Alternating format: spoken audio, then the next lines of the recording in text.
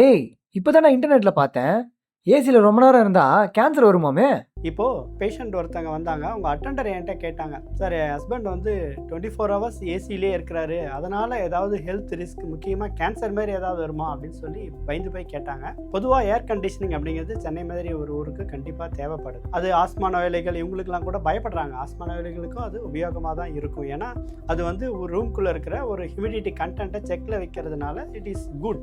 நம்ம அதுக்காக 24 ஹவர்ஸ் அதிலே இருந்து அதில் இருக்க வென்டிலேஷன் வெளியிலேயே போகாமல் நம்ம வச்சுருந்தோம்னா அப்போ தான் ரிஸ்க் வருது. அப்படின்னா என்ன பண்ணணும், கொஞ்ச நேரமாவது கதவை திறந்து வைக்கணும். ஃப்ரீ ஏர் உள்ளேருந்து ஃப்ரெஷ் ஏர் வர்றதுக்கு நம்ம கண்டிப்பாக சான்ஸ் பண்ணணும். அதே மாதிரி ஃபில்டர்ஸ் உள்ளே இருக்கிறத ப்ராப்பராக க்ளீன் பண்ணணும். இல்லைனா அதில் மோல்டு பில்டப் ஆகி அதனால் ஆஸ்மா போன்ற நோய்கள் அதிகமாக வர்றதுக்கு வாய்ப்பு இருக்குது. இதனால் கேன்சர் ரிஸ்க் வர்றதுக்கான வாய்ப்புகள் மிக மிக குறைவு அப்படின்னு தான் நான் சொல்லணும். பட் அந்த வென்டிலேஷன் பார்ட்டை நீங்கள் சுத்தமாக மெயின்டைன் பண்ணுறது, உள்ளுக்குள்ளே ஸ்மோக் பண்ணுறது, இதெல்லாம் அவாய்ட் பண்ணிக்கிறது, அந்த ஏர் எக்ஸ்சேஞ்ச் நடக்கிறத பார்த்துக்கிட்டோம்னா இட் இஸ் சேஃப்.